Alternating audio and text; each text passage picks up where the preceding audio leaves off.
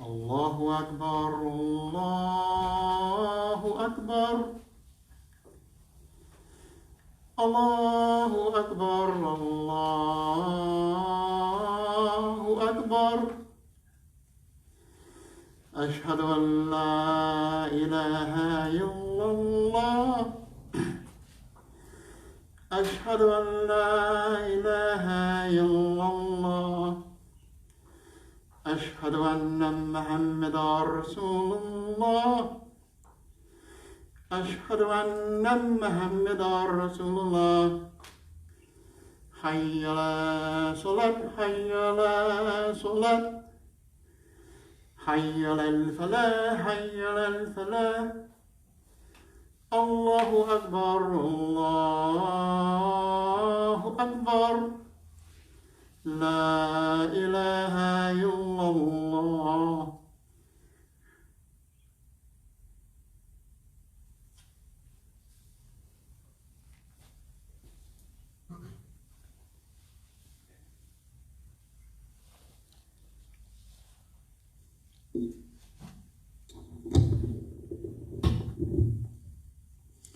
بسم الله الرحمن الرحيم الحمد لله رب العالمين نستعينه ونستغفره ونؤمن به عز وجل وأشهد أن لا إله إلا الله وحده لا شريك له وأشهد أن محمدا عبده ورسوله صلى الله عليه وسلم وعلى آله وصحبه أجمعين أما بعد أيها المسلمون. With Allah's name, the merciful benefactor, the merciful redeemer. Our praise belongs to Allah, the guardian, evolver, the cherisher, keeper, sustainer of all the systems of knowledge. We seek His help. We ask for His forgiveness. We put our faith and our trust in Him, mighty and sublime is He. I bear witness that there is nothing worthy of worship except Allah alone, the one and only. There is none like unto Him. And I bear witness that Prophet Muhammad sallallahu alaihi wasallam, to whom the Quran was revealed 1400 years ago, is Allah's servant, messenger, prophet to all of mankind. We ask Allah's peace, His blessings, His highest exaltations be upon Prophet Muhammad sallallahu alaihi wasallam, upon his family, his companions, the righteous all. On you, O Muslims, be peace. Assalamu alaikum. That is, greetings to our brothers, the few brothers that we have here today at Masjid Muhammad. We're still not officially open. And our sister who visited with us. Greetings to those of you all who are joining us on our Jummah conference line from around the country. Greetings to our community members who are home, and I pray Allah that you all are staying safe. We all are paying attention. And all of us are aware that this, unfortunately, this virus is just raging out of control. So we ask Allah's mercy and His protection be upon us and keep you all safe in your homes. Greetings to my family members in community in DeSoto, Islamic Association of DeSoto, Texas. Greetings to Imam Rashad Mujahid in Tallahassee in his community Masjid al-Nahlu. And I want to welcome my dear brother and friend. He joins us sometimes online, but he called me this morning and he told me he was going to be with us, our dear brother, Dr. Abdullah Nuruddin, who's also a community doctor. He's a community doctor. He's been my naturopathic doctor for a very, very long time. So welcome, my friend.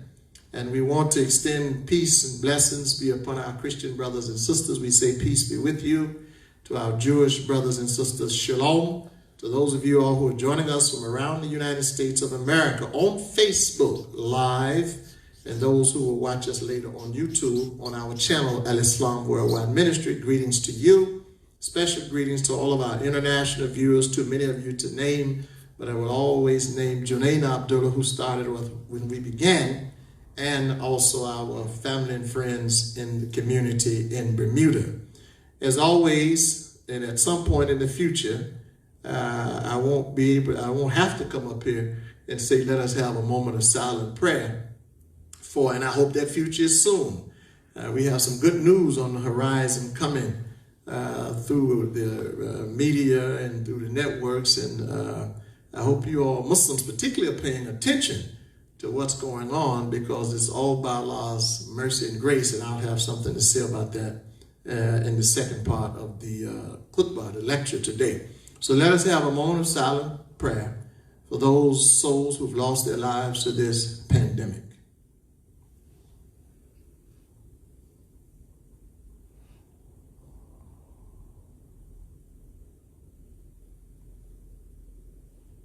Ameen.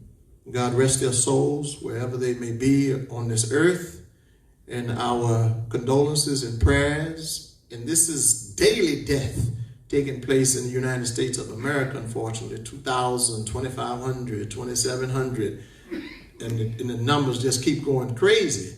And so our prayers and condolences go out to the family members. These are husbands, wives, brothers, sisters, grandpas and grandmas and cousins, family people, members in your family that are named. They're numbers to the statisticians, but they are loved ones to those who are losing their loved ones. And those who have contracted the virus, our prayers are with you that God bless you to recover. And again, I like to always point out, there's no consolation to those who have lost loved ones, but let us be mindful that the great majority of the people, by God's mercy, do recover. The great majority. As I said, that's no consolation for those who've lost loved ones. And I've lost some of my friends. Fortunately, no family members, thank God, at this point. And God keep us all safe and protect us.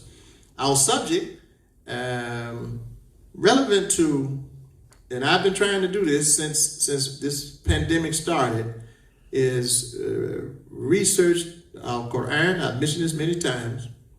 And the Christians are doing the same, and the Jewish leaders, religious leaders are doing the same. Researching scripture to find messages, reminders from God, warnings from God, but also inspiration from God. God helping us to make it through these very, very challenging and trying times all over the world. And people are not only losing lives, but they're also losing livelihood. The means of making a living. This is a very difficult time for a lot of people on this earth. So Allah guided me to speak from a very small chapter in the Quran, but very powerful volumes. I recall Imam W.D. Muhammad, when he was giving this lecture, he's addressed this more than once, but one particular time he was addressing this chapter, Walas, by the token of time. Walas, by the token of time. And he was expressing how the scholars in Al-Islam across the world, and many of our scholars, learned scholars out there in the world, he said they had mentioned, he recalled them mentioning that they have written volumes of books just on these 3 verses in the Quran. And Imam Muhammad, God grant him the high station in paradise, rest his soul. And he said when he started researching and studying, he realized that was a true statement. There are volumes of books written by scholars, learned scholars in Al-Islam on the subject, the 103rd chapter of the Quran, Al-Asr, or Al-Asr. And Asr, see, I have my watch, I'm showing, I have a watch on my wrist. This is called Sa'a, the watch, the clock, Sa'a. In chapter 76, that chapter is titled Dahri, time. I've mentioned this before, but I'm addressing this in a different context now, in the context of this pandemic, okay? So, Asa is not the watch we wear on our wrists. It is not the time, the 24-hour daytime, 12 hours of daylight, 12 hours of nighttime. It's not that time. It's historical history, eons, epoch, E-P-O-C-H, era, classical time, classical history. And God says in the Quran, and I believe also in the Bible, that A day with a day of yours, meaning ours, a day of your time, our time, is like 1,000 times, 1,000 years. In another portion of the Quran, God says it's like 50,000. A day of yours is like 50,000 days for God. So the way we measure time is not the way God measures time. It's different. There is man's clock, in the language we remember with the Muhammad, and then there's God's clock. Okay? Well, right now, in the world, we on God's clock. The whole world is on God's clock. And we may have our time. The time we start for the prayer, 12:30 or so, and we'll go 30, 40 minutes or whatever, hour total for the whole prayer, everything. But that's the time we count. But God has his time and his clock. And there's nothing we can do. We can't rewind it. We can't stop it. We can't fast forward it. I could adjust this time. I could move my watch forward or back. Can't do that with God's time.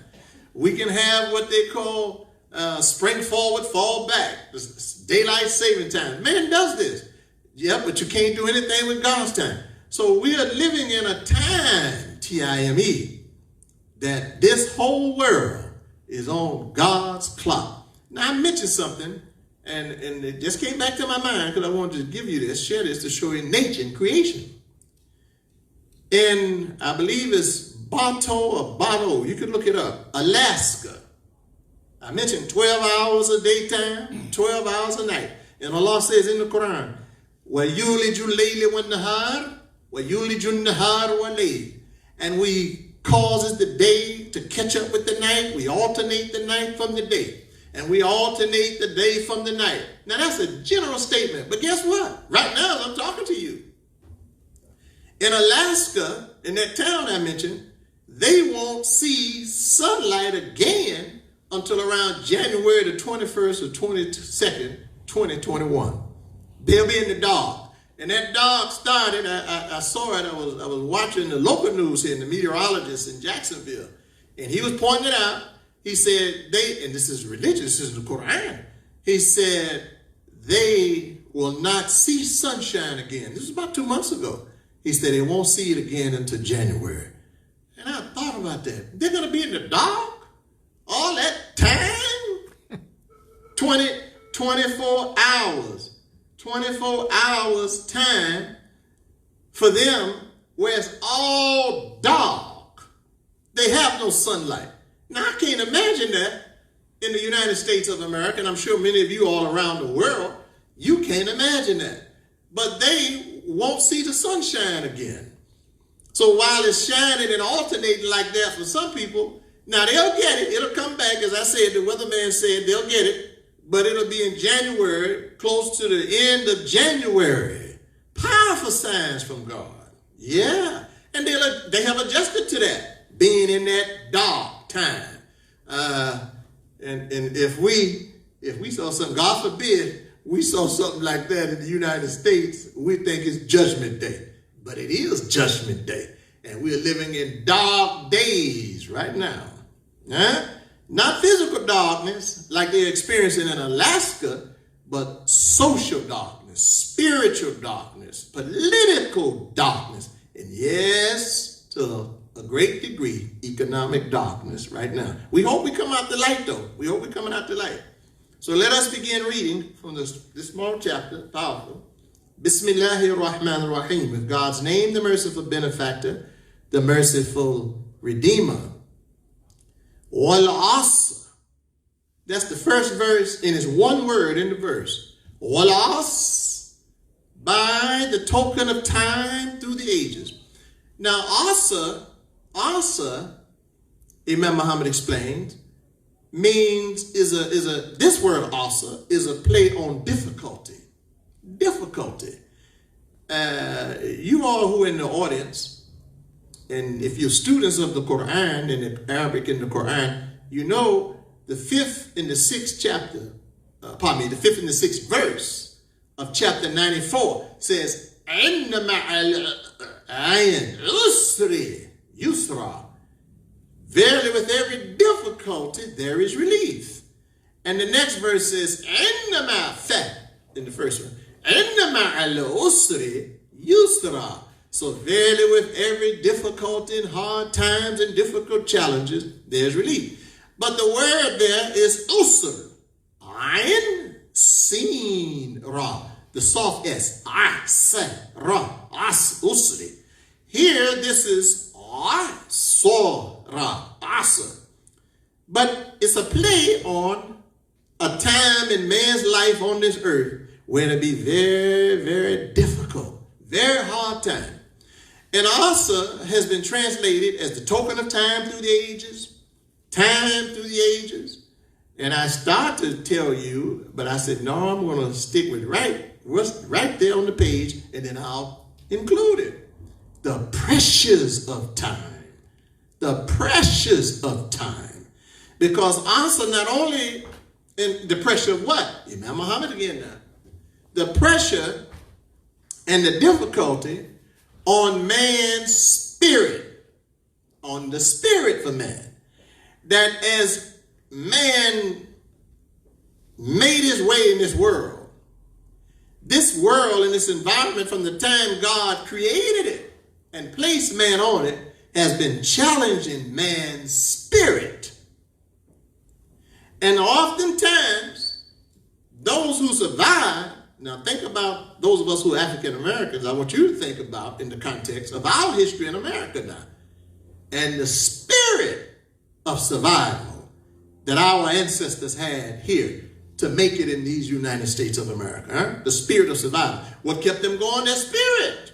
Nothing else would keep them going. The spirit kept them going. And you young people who are out there and you don't have that intestinal fortitude, small things just crush you.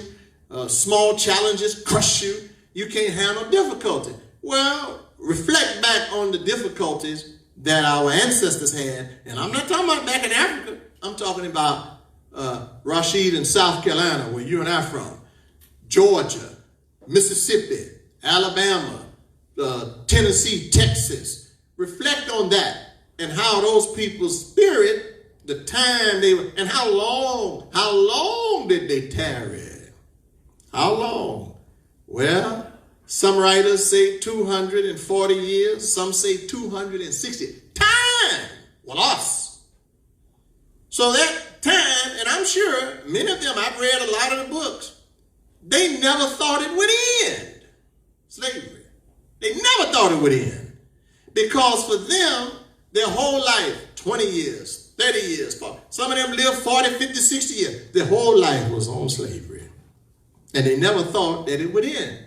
But God says, well, us, by the token of time through the ages, time will press you. It will press your spirit. So I started to call this the pressure of time. But I didn't. I said, let's stick with, well, us, the token of time through the ages. Innal insana lafi khusr.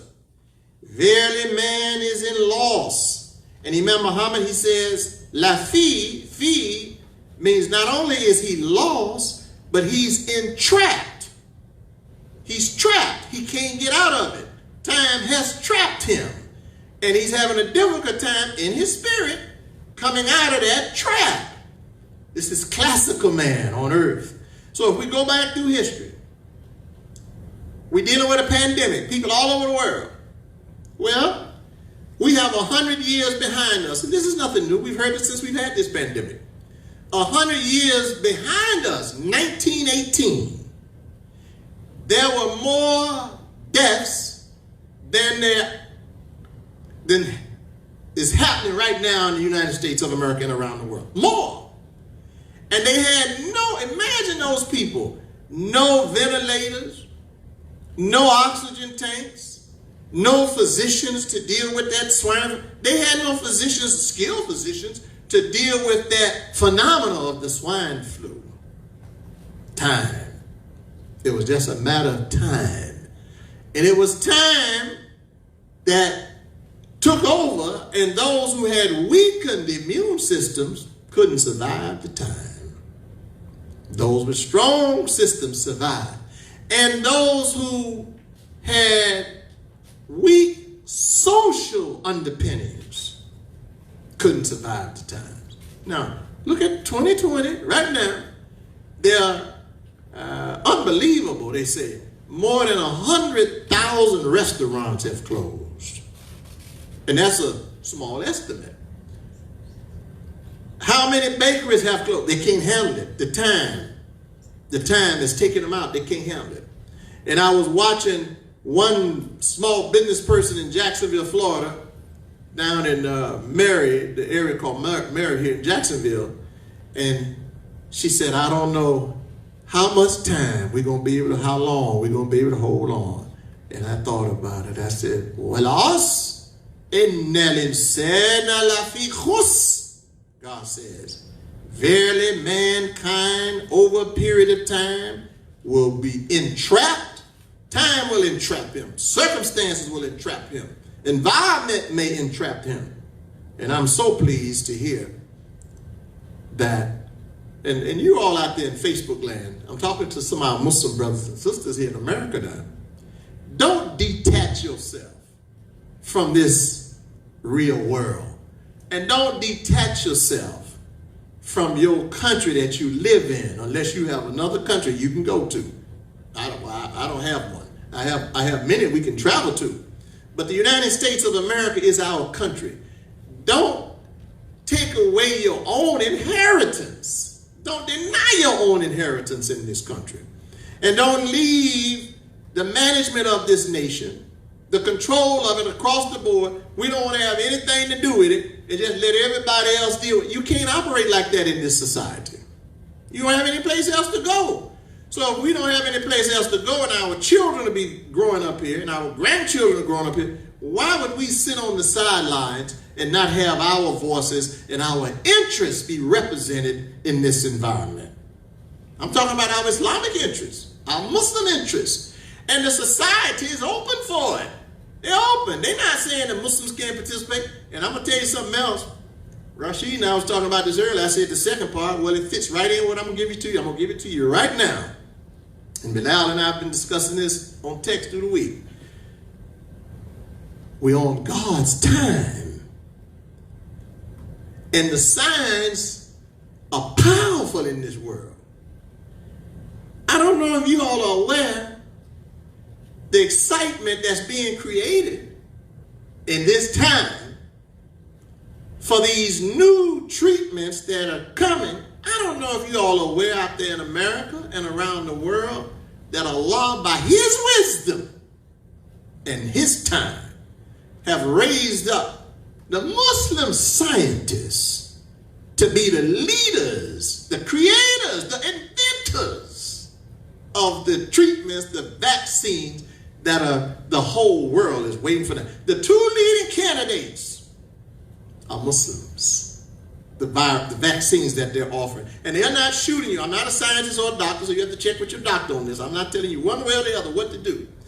I know one thing, I'm not blind to God's signs. I don't know them all, see them all, but when I see this, and I see Monsef Slaoui from Morocco, Muslim, speaks Arabic, French, English, scientist, leading chemists, epidemiologists, biologists, biochemists. Now, where is he getting this kind of mind from? Al-Islam, the Quran. Rabbil Alameen. God is the evolver of all science and all the systems of science and knowledge. And in that time, as my dear friend like to say that in the Surah, Muhammad the Prophet said, my companions, their hobby was science, was knowledge. So here the whole world now, waiting on these benefits, these mercies and favors from God, and it's coming at the hands of the Muslims. Allahu Akbar, God is greater. And Pharaoh was standing by, Monsef Slaoui, the president, the outgoing president. He was standing there, and I didn't know. I saw the brother when they said Monsef Slaoui, is in charge of warp speed, bringing this vaccine with Moderna, the two leading ones. There are others, the two leading ones. And like I said, I'm not telling anybody what to do. I'm pointing out to you what time we're living in. And the signs are powerful from God. So Pharaoh is standing there. And he said, I will introduce, he couldn't hardly say his name. He said, I will introduce him. And the brother stepped forward and started speaking. He's the head of Warp Speed. And he's a billionaire. And he's a scientist. And he's the one behind the Moderna vaccine. Now, by the way, they're not injecting you, and I guess I'm supposed to tell you this. They're not injecting, but I'm going to give a lecture on it, inshallah, down the road. They're not injecting you with the virus to solve the virus. No. Unlike the flu. They're not doing it. Not Moderna and Pfizer. No. I did the research. I did the homework. But I'm going to bring it to you from the Quran one day. It's not the Jumu'ah today. Time. Walas. And in time, God's way will be brought forward. So with the whole world waiting for a solution. And the two Muslims step forward. And who's the other one? Ugur Sahin, that's his name. He's Turkish. He's with BioNTech that has partnered with the Pfizer virus. He discovered it. He and his wife. Billionaire. $4.5 or $6 billion worth. I did homework, research him, go look him up. He's a Turkish Muslim. So the one with Pfizer, living in Germany, Muslim, and the one in America with Moderna, Muslim. So I said, this is no accident that the two leading vaccines and the two leading candidates are Muslim. And guess what they are using? And as soon as I heard it, I just couldn't help myself. I actually shouted, Allahu Akbar, because Allah blessed me to see it. mRNA. Research it. RNA is ribonucleic acid. That's genetic coding. The M on there means messenger. Allahu Akbar. Ooh, Lordy. I said, messenger? And my mind went straight to the Quran. And God raised up messengers, minkum, from among you all. Fikum, in you all. And I said, now wait a minute. We've been looking at this just in the prophetic sense, but this is also science. And I looked in the Quran and so many verses that I just stopped writing them all down. I said, Allah gave Prophet Muhammad this science 1,400 years ago. And they're just discovering it now. That inside the human being and the genetic makeup of the human being are coded information that act as messengers that can be turned on, given an assignment and a job to take the message in your gene to go attack the virus. God says, I have raised up messengers among all of you. It's inside of every last one of us. And I made sajda in my mind when God showed me that. I said, Lord, have mercy. It was sitting there the whole time. And it took the Muslims, Ugu Sahin and Mansef Slawi, to come up with that, and they put it in this messenger, RNA. We have coded your genetic makeup, and we have sent a messenger to attack that enemy in your chemical nature. That's the basis of their vaccine, is they have assigned a messenger to come kill it. And God says, I have sent you a messenger to guide you and help you make your way in the world. But that's a scientific application not known until this 21st century. And I concur with Imam W.D. Muhammad when he said Muhammad the Prophet is the leader of this modern scientific world. And as I said, I'll down the line, I'll bring the verses for you, and we'll have a discussion on the mRNA messenger. But I gave you pretty much the highlight of it.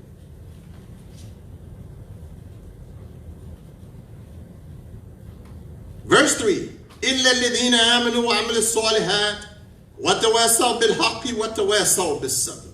Now look, God says throughout time, the classical time of man on this earth, man will be lost, he will be entrapped, but that's not a condemnation, or that's not a death sentence. Yes.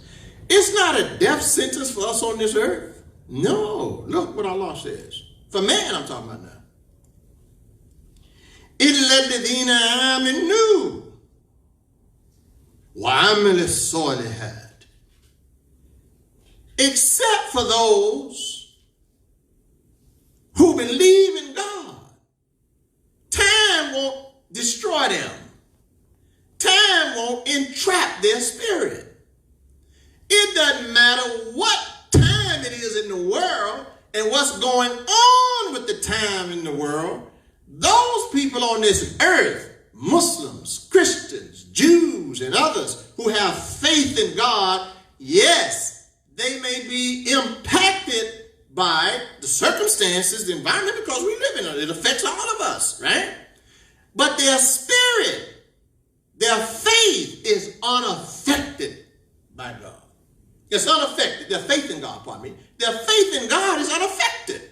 So even though we live in it, it's like the people, the Hebrews in the time of Moses, when the great plague during the Passover, and all the houses had the markings on it. You all know this in Scripture. And the plague passed by them. So it's a sign of people of faith that, God forbid, even if you got the physical virus, God forbid that, your faith is not deterred or disturbed because, you know, that's just maybe a trial. It may be a test that God gives. But it doesn't take away my faith in God. So God says the people of faith, the believers on this earth, and he didn't say Muslims, illa ladina Muslims, illa ladina, no, illa ladina amanu. Except those who believe in God, they will not lose. And even if their life is taken, do not speak of my servants as dead. Aren't we told that? They are alive, yet you know not how they live. So even though they exited here, they're gone. God said, hold up. Don't say they done now. No. They are living, but your perception can't see that other world. Allah. You can't see that. There's a barrier, an invisible barrier. And Doc and I was talking about this this morning, Sean, and he was saying, they over there, they being those who've gone on, believers, saying, yeah, we wish they could see what we're going through over here. Yeah, we got out of all that trouble. We over here in this freedom, in this paradise. And we wish we could go back and tell them, but they have to have the same faith we had to get us over here. I said, yeah, Doc, you got that right. So God says, except those who have faith in him. The world is not going to destroy them. They're Muslims. They're Christians. They're Jews. They're religious people in America and around the world. Listen, the pandemic is here. There's nothing we can do about that. But what we can do is keep our faith in God and remember it's not going to erase all of us on this earth. Not going to happen. So keep your faith in God. And as I said when I started, every Friday, we pray for those who've lost their lives. And we send our thoughts and prayers to those family surviving members. But all of you keep your faith, hold your faith. And remember, at the end of the day, in the grand scheme of things, this world is temporary anyway. It's not permanent. I told you about the darkness in Alaska. They ain't got no sunshine in the dark. So what do? Give up, throw their hands up? So we're in the dark. We ain't gonna have time, the time for the sunshine ain't gonna come back to January 21st or 22nd, 2021. So what are we gonna do? Just all call it quits? No, they're waiting for time for that sun to shine on them again. And that's so it was with our people in days of slavery.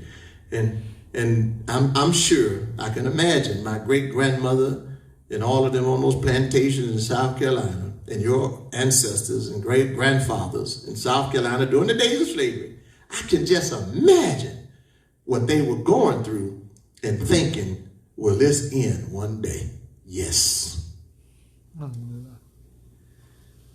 What about apartheid in South Africa? Remember that? And I remember being on a radio station in Dallas. Well, Nelson Mandela, God rest his soul, he was still in prison, Robben Island. And I was being interviewed about apartheid. This was when I was in Dallas, mid to late 80s. And I said on the radio, I said, listen, put this on your date. I can't tell you the time, the calendar, I'm talking about time. I said, God's justice in time is going to bring an end to apartheid. And the host who was interviewing me, he said, Imam, you sure about that? I said, put it down on your calendar.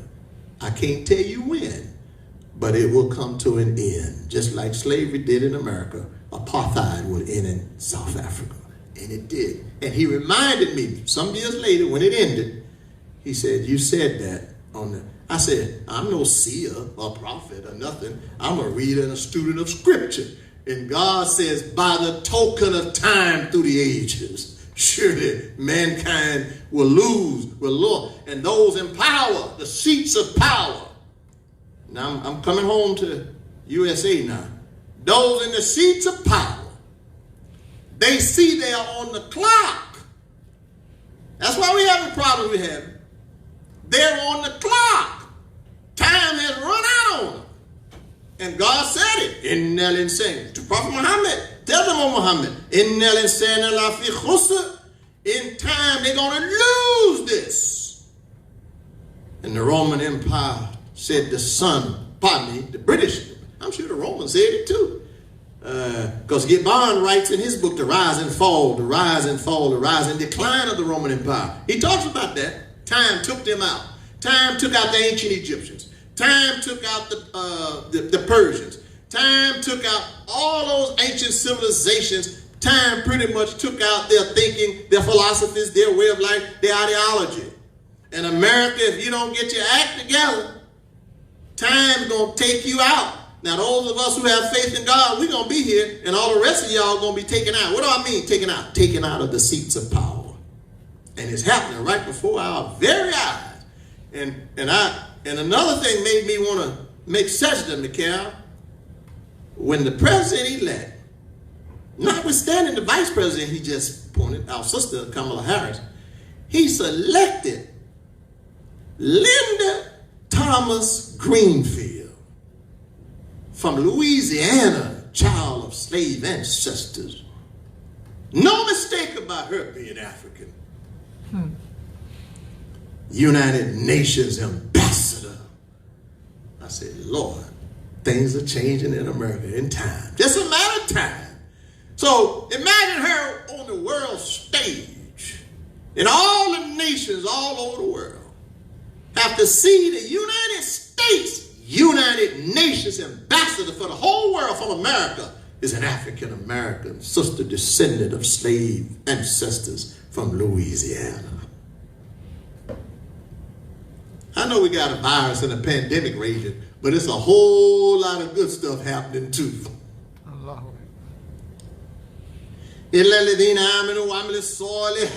What? What is this salihat?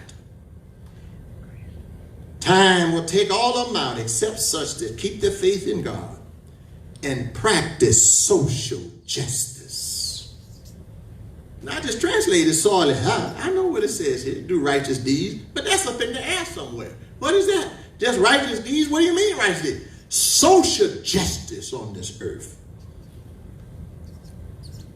Making sure that the resources in the country and the land is shared equitably by all the citizens of the land or whatever nation you all are living in, and it's not accumulating to the top.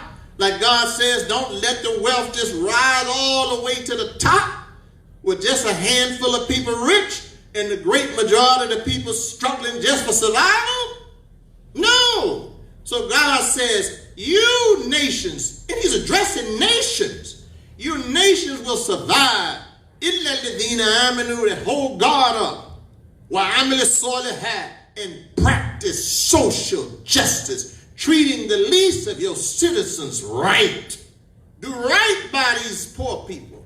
Do right by the African Americans. Do right by the Latinos. Do right by the immigrants that come here. Do right by those that you have mistreated socially and economically. Practice salihah. Rectify this situation. That's what salih means. Set something up right that you toned down, or that has been toned down. Repair it, remodel it, bring it back. So we have now, and I'm listening, and none of them are perfect. And don't get me wrong now. I believe our solutions for all our problems is in religion. That's what I believe. The correct religion. The guidance of God. Hands down. There's no debate about that. All you got to do is study history. We're going through a broad view of history. Man over the token of time through the ages. And Allah says, go back. That's history now. This is research. God said, go back behind you. Research the civilizations, mankind behind you. See what was the end of those. In other words, what brought them to their end. God tells the prophet, say, go back and research that. You want to build a Muslim community in Medina? You build in a modern Muslim society around the world? Look behind you and see what was the decline of those civilizations in Spain and Grenada and Cordova and Seville. Go back and look at that and see what caused their decline.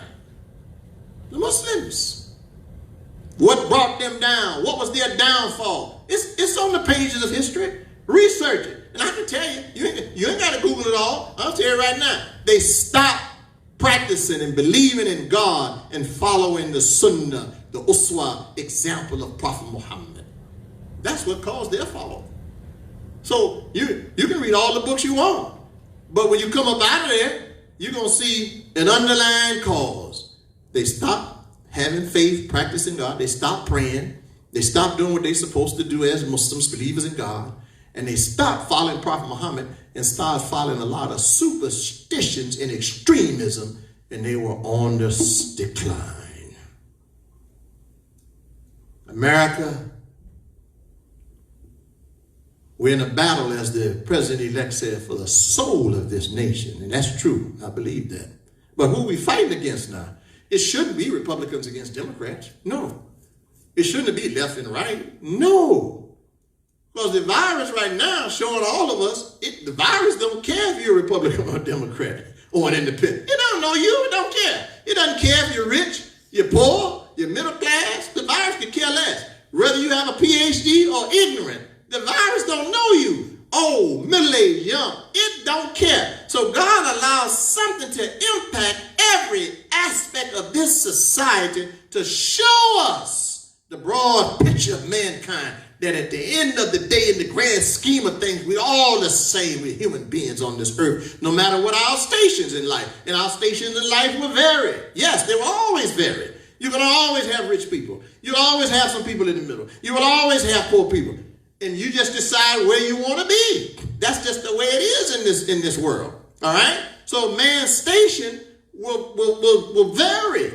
But there are certain things that are common for all of us, and this virus has made that clear, that all of us are coming. So if we want to survive in America, we can't have Democrats fighting Republicans. We can't have African Americans fighting European Americans. We can't have Latinos fighting African Americans or European Americans or Asian Americans or immigrants coming from overseas. No! We can't be at each other's throats and at odds with each other. We have to work together, cooperate together, because the virus don't care. And when we go back behind us and study history, one thing else jumps out. A nation divided, or as they say, what? A house divided against itself cannot stand. And this is the tool in the plan of Satan, is to get the people always fighting and warring against each other And he, the devil, sits back and laughs at all of them that he's controlling. I know it's a lot in this chapter, and I'm just touching the surface. Except such as have faith and practice social justice. وَتَوَصَّلْ بِالْحَقِّ, and they work hard to promote reality. Haq, al-haq, reality. Truth, reality. Not fake news, real news. Not mythology, reality. Now let me tell you what I'm talking about now. This is Allah's addressing this. وَتَوَصَّلْ بِالْحَقِّ, and advance the cause of reality, truth. Bears don't shop for groceries. I'm talking to America. Bears don't put, B-E-A-R-S, bears don't push grocery carts in grocery stores. They don't take honey off the shelf and put it in baskets. Elves don't have reindeers in train. This is fiction. This is mythology. So if you keep selling your society fiction and unreality, you dumb down the consciousness of your citizens. And that's where they want it to be now. They want it to be dumbed down. So you sell mythology. You sell fiction to the babies, to the children when they're little. And they grow up with this fiction in their mind and unreality. So when you try to convince them that something is real, that this virus is serious, they resist it. And you say, what's wrong with them? They have been raised on Fantasy Island. That's the problem. So the scientists are having to battle against all this fantasy and mythology and fiction that the people have grown up with since they were little people, little children. And it's hard to sell them on real science, reality, pragmatism, being reasonable. It's like, what's wrong with these people? These are the people that believe bears shop for grocery in the store. It's serious. These are the same people that would take their children to sit on a stranger's lap in these days and time, in a mall with a red and white outfit on. Big white beard and a red suit called Santa Claus. And they was telling, sit there with him so we can take the picture. He's bringing you your toys on Christmas. Really? What about that child's father, that child's mother that worked hard to make that money to bring those toys to that child? You take it, you even take the credit away from the worker and give it to a complete stranger. This world is wicked and evil. وَتَوَصَّلْ بِالْحَقِّ. I know you hadn't heard that translation for that. I know what I'm reading right here. وَتَوَصَّلْ بِالصَّبْرِ, as we conclude. And encourage the promotion of reality, not fantasy.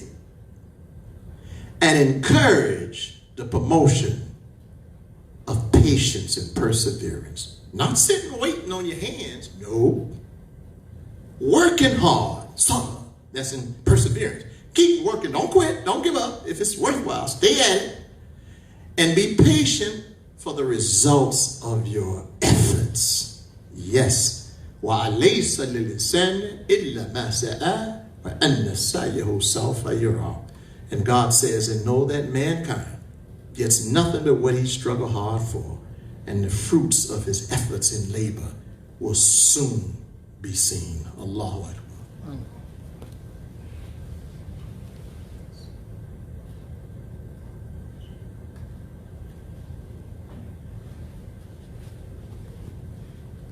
Bismillahir Rahmanir Rahim. With God's name, the merciful benefactor, the merciful redeemer. أشهد أن لا إله إلا الله وحده لا شريك له. I witness that there is nothing worthy of worship except Allah alone, the one and only. There is none like unto Him. وأشهد أن محمدا عبده ورسوله. And I bear witness that Muhammad, the prophet, to whom the Quran was revealed 1400 years ago, is Allah's servant, messenger, prophet to all of mankind. We greet you again, brothers and sisters, our few brothers here in Jacksonville, Masjid Muhammad, those of you all on our Jummah conference line, and those of you all who are joining us live on Facebook and will watch our broadcast later on our YouTube channel, Al-Islam Worldwide Ministry. So go to our YouTube channel, and when you're there, please, we ask you, request of you, to subscribe to the channel. So we'll post the Jummah prayer there, and you can watch it in the comfort of your own homes. Now, concluding the second part of this, and we're praying, we have to make janazah today for one of my very dear friends, Imam Farouk Abdul Wali, who passed away this week in New Jersey. He's from the Bronx, used to be the Imam of the Bronx Masjid when it was on Whitty Crest, and then the Masjid Adam Islamic Center in the Bronx. So may Allah forgive his sins and grant him paradise. And we will make janazah for him today after Jummah, the prayer. Imam W.D. Muhammad. Now, Islam's climate for business success. So we switch it now for business, economics. I hold the book up, Islam's climate for business success. And I'm reading paragraph. I'll read a couple of paragraphs here and we'll pray. Imam Muhammad, page 93. The man who goes after material wealth and use it to advance industry, security, and education is not necessarily a materialist. You should not be labeling people materialistic just because they have great wealth. Think about that now. And you all out there in Facebook land, don't attack people with wealth. What we should be doing is talking to those people and finding out how to get wealth. Don't be jealous. Be a student. Find out, hey, how do you make it like this? How do you get to this level? I shared with you the two Muslim brothers in science that came up with these vaccines, Ugur Sahin from Turkey and Monsef Slawi from Morocco. Both of those people are billionaires. Billionaires. So, and they're Muslims, doctors, very, very wealthy. So don't think that everybody with wealth is a materialist. Continue with Imam Muhammad said, or materialistic. You should not be labeling, and don't put labels on people, he said, because they have great wealth. I hope I can correct this now, he says, for I have a plan to get us into big money. And he worked on it. I hope to see this correction at least in my circle of associates. He's talking at least, he said, if we can't correct nobody else, we're at least correct it in our circle, not to be labeling people and looking down on people with great wealth. We should be doing the opposite, looking up. I don't want you looking at me, he says, and calling me materialistic. Allah says in my devoted service, now listen to this, my devoted servants shall inherit the earth. Don't you want that, he asked? I do. I want to inherit a piece of the earth with gold and diamonds and oil. We can manage it if we always keep Allah first and highest over us. We can manage it. And one other quote I'm going to give you from Imam Muhammad, and then we will make our prayers. No matter how, this is on page 89, no matter how saintly or righteous we become in this religion, we should never take on spiritualism in the extreme. We should never take on spiritualism to the degree that we begin to fear material involvement. Muslims are never to be called spiritualists. Work in the material field should never be thought of as a threat to the life we choose for ourselves. The answer given simply is to serve Allah, the God of both the spiritual and the material. Allah requires of us in our life as Muslims that we progress spiritually and in every other good way. No matter how good I am spiritually, no matter how good I am morally, no matter how good I am intellectually, if I have no material progress in my life, that is a sin on me. End quote, Imam W.D. Muhammad. So, dear Muslims, brothers and sisters in America, in our community here, and around the world, yep, we're supposed to pray 5 times a day. Yep, we're supposed to fast the month of Ramadan. Yep, we're supposed to make our pilgrimage to the house, Beit al-Atiq, the ancient house, the pilgrimage for Hajj, one of our pillars. We're supposed to believe in God, all of that. But we have to have money to establish our institutions. And remember, in America, and this goes out to those of you all out there who, for whatever reason, I'm not understanding it, but I think I do because you're listening to the wrong people, who think that there's something wrong, and I just read from Imam Muhammad, with us addressing our material needs. No, there's something wrong if you don't address our material needs. And you don't tell people who are trying to become established and struggling to establish themselves, you don't tell them, brother, stay away from the dunya. Sister, dunya means material world. Sister, stay away from the dunya. You don't tell those people that. You know who those verses are for in the Quran? When the Quran is addressing that. The Quran is talking to rich people who have an exorbitant amount, extravagant amount of wealth. And God is telling them, you're becoming materialistic. You're letting the material world take over your life. But you don't tell struggling, striving people that. You tell those people, hey, look, you're behind in the race. You need to catch up. You need to get in this economic race, this financial race, this money race. That's what you say to people that's struggling and behind. You don't tell. The verses in the Quran are not telling. The verses are one I've been giving you over the week. Who? Kul man harama zinatullah. See? Chapter 7, verse 32. That's for the striving person. Who told you? Who made haram? God said, the beautiful gifts of God. And lati akhraja li ibadihi, that he has brought forward for his worshipers, his servants. So those verses apply. So you have to go in the Quran, as we conclude, look at your circumstances and say, okay, because the Quran is in a context, what do I need from the word of God, from the life of Muhammad the Prophet, to apply to our circumstances to help us improve our life?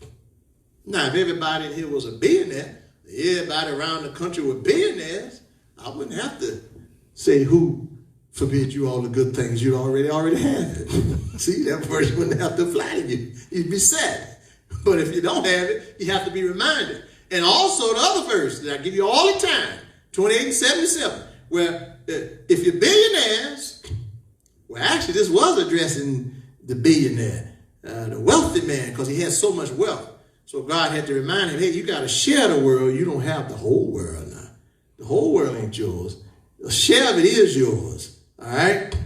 Well, the verse in chapter 28, 77 that says, and seek by whatever, I mentioned this last week, a week before, seek by whatever means you can in the next life, but don't neglect your share of this material world. See, that's what you tell people that's struggling and having a difficult time. You have a share of this material world. Don't leave it up to everybody else to just take it and take everything and get it the righteous way. Halal wa tayyib, lawful and good. So God said, no, you should, like I just read Imam, God wants his servants to inherit this material world, this earth. And if the righteous people inherit it, they should do what? Salihah. Practice righteousness, practice social goodness and social justice. رَبِّنَا آتِنَا فِي الدُّنْيَا حَسَنَةً وَفِي الْآخِرَةِ حَسَنَةً وَقِنَا عَذَابَ النَّارِ. Our Lord, grant us and give us the best that this life and this world has to offer us, and grant us the best that the next life has to offer us, and save us from the punishment of the fires of sins. Ameen. Iqam as-salat. الله أكبر الله أكبر الله أكبر الله أكبر أشهد أن لا إله إلا الله أشهد أن لا إله إلا الله أشهد أن محمد رسول الله أشهد أن محمد رسول الله حي على الصلاة حي على الصلاة حي على الفلاح حي على الفلاح قد قامت الصلاة قد قامت الصلاة الله أكبر الله أكبر لا إله إلا الله لا إله إلا الله محمد رسول الله. Those of y'all who may be joining us for the first time on Facebook Live, you can make the same number of prayers, units of prayer. They're called rak'ah, R-A-K-A-H, R-A-K-T, rak'ah. So you make the same number of rak'ahs, 2, while you're home. You make 2. You're in the Jummah, virtually online. You can see me. You can hear me. You're participating in the Jummah prayer. You perform the same 2 rak'ahs with us. And when we finish the prayer, we will make janazah for my dear friend Imam Farouk Abdullah. Allahu Akbar.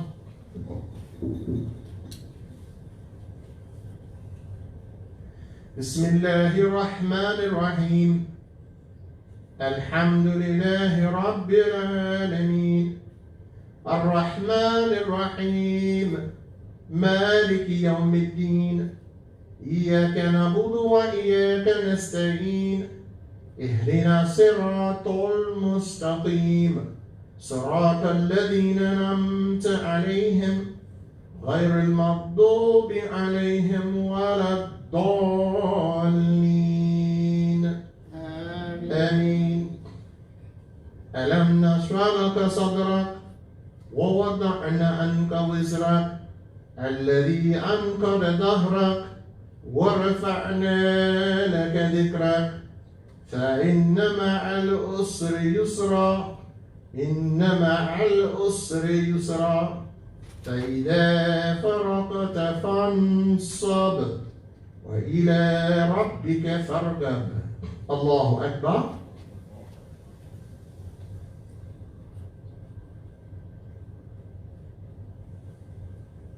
سمع الله لمن حمده.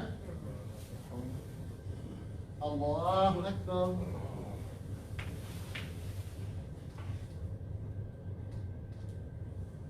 الله أكبر. الله أكبر.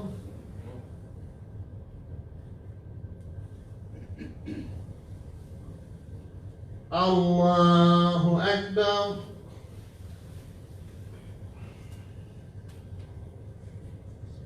بسم الله الرحمن الرحيم.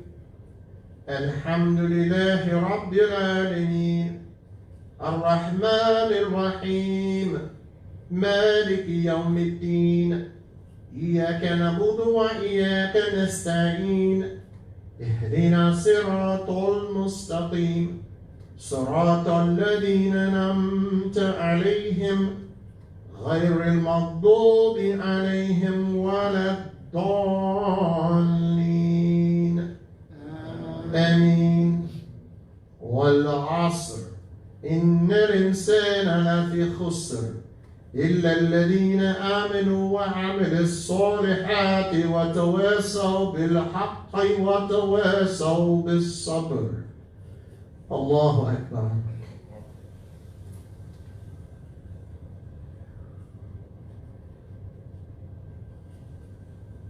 سمع الله لمن حمده. الله أكبر.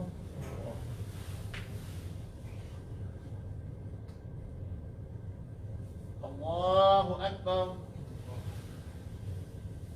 الله أكبر.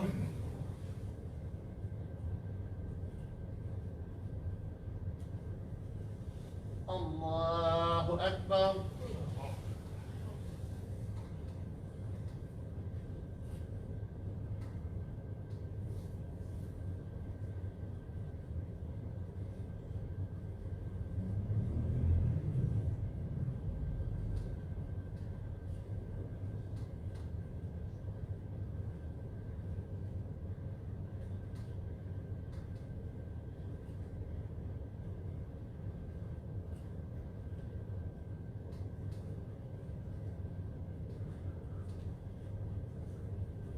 السلام عليكم ورحمة الله. السلام عليكم ورحمة الله.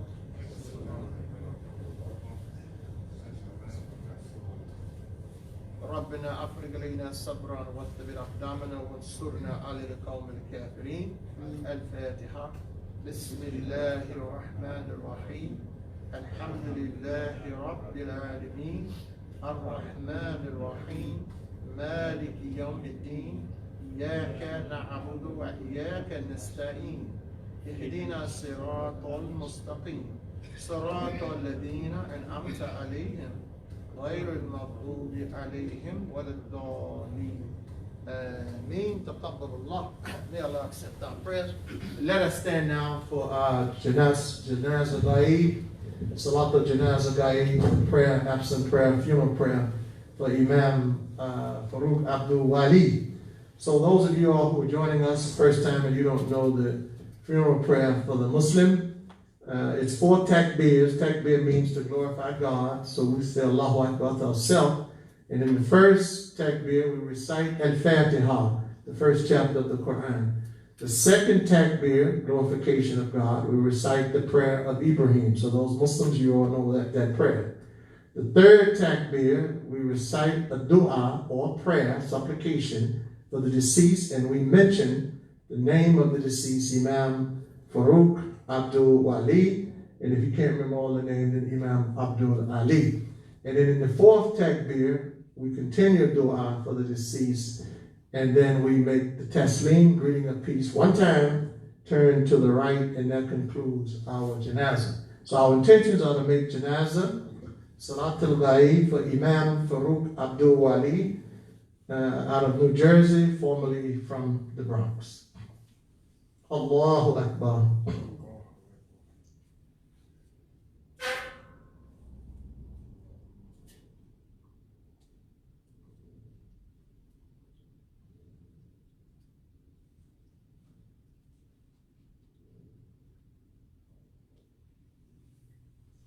Allahu Akbar.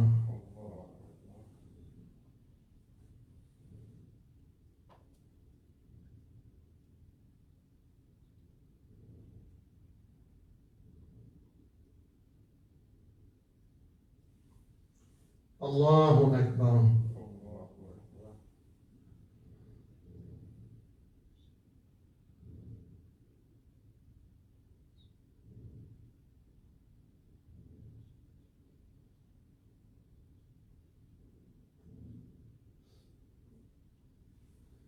Allahu Akbar.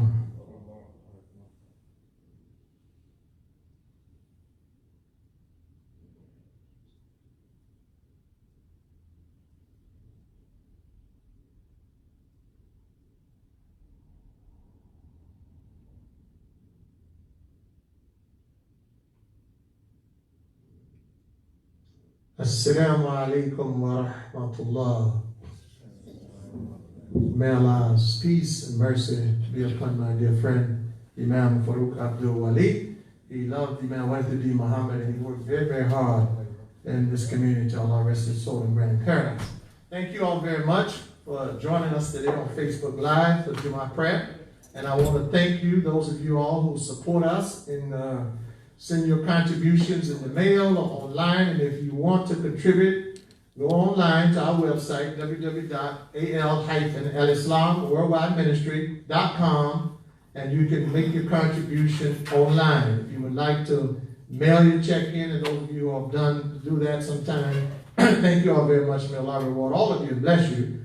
Our post office box is 3204. That's Al-Islam Worldwide Ministry, P.O. Box 3204, Jacksonville, Florida 32206. And I always like to remind you, wherever you are in the communities, make your contributions to your local communities. We appreciate you contribute to us here in Jacksonville. But also, if your messages are closed, call your people here, the people that are responsible, ask them how you can make contributions. Go by and drop your contributions off. Christian brothers and sisters, same thing. Contribute to your churches. Our Jewish brothers and sisters, so contribute to your synagogues and your temples. And as always, I like to remind us, wash your hands, wear your mask, Practice physical distance. This virus is raging out of control. I don't need to tell you all that. And it's all over the United States. Some spots worse than others, like Florida, for example, hot spot, in Texas and other places. So we have to be as careful as we can, prayerful, of course, and cautious, and we ask God to keep us safe and protect us, but you have to take care of your own health and well-being. Wash your hands, wear your mask, practice social distancing. And if you don't have to be traveling anywhere, going anywhere, don't do it. Don't risk your well-being. The vaccines are around the corner. I shared a bit of that with you today, and you all watching the information and news like I am, and some of you keep it up. And I don't know if you knew that those brothers were Muslims that I shared with you today, alhamdulillah. But nonetheless, and the interesting thing is, they're not mentioning their religion. I had to mention it because this is not a religious issue. This is a world pandemic. And it doesn't matter what you believe or don't believe. What we're looking for is a cure. And it appears that Allah has answered the prayers of so many people on this earth in providing some relief from this illness. And remember, as I conclude this, Muhammad the Prophet, praise and peace be upon our Prophet, he said that God never sends down or allow a sickness or an illness without also giving the cure for it and the solution. Peace be with you. Thank you all very much for joining us. Join us next week live, 12:30 Eastern Standard Time, Masjid Muhammad Fal Jummah. Peace be with you. Assalamu alaikum.